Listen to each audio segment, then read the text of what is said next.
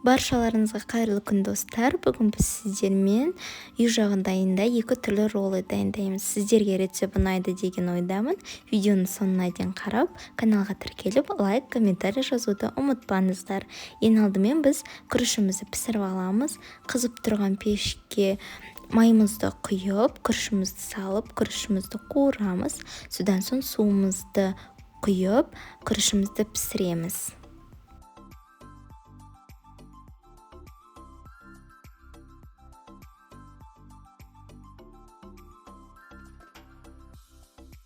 Мен роллыға тек қана қияр мен творожный сырды пайдаланам.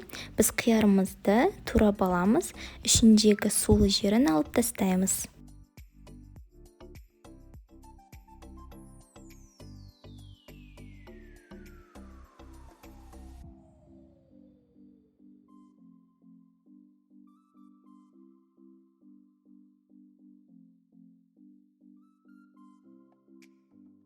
Енді біз күрішімізге қосылатын соусымызды дайындаймыз. Ол үшін бізге рисовый уксус және де қант қажет. Сол екеуін біркелкі болғанша араластырамыз.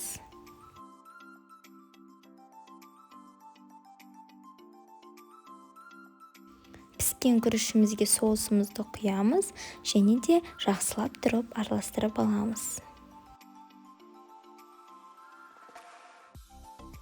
Мен роллыға осы нориді пайдаландым. Норимізді қойып, үстіне күрішімізді саламыз. Тегістеп, жұқалап, барлық жеріне жағып шығамыз. Нориміздің бір жағын полностью жабамыз, ал бір жағынан кішкене сантиметрлер қалдырамыз. Судың көмегі арқылы күрішімізді жайып шығамыз.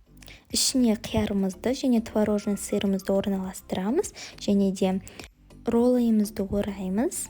Норимізге су жағып арқылы роллымызды бір-біріне жабыстырамыз. Біздің роллымыз осылай болып шығады. Өте әдемі және де оңай үй жағдайында.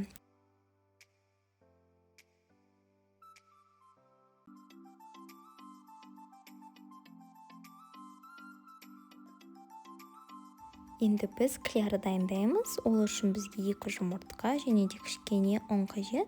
Екеуін біркелкі болғанша араластырып аламыз. Біздің массамыз осындай болып шығу қажет. Ең алдымен роллымызды қиярға аунатып аламыз. Содан соң панировочный сухариге аунатып, қызып тұрған майда қызарғанша қуырып шығамыз.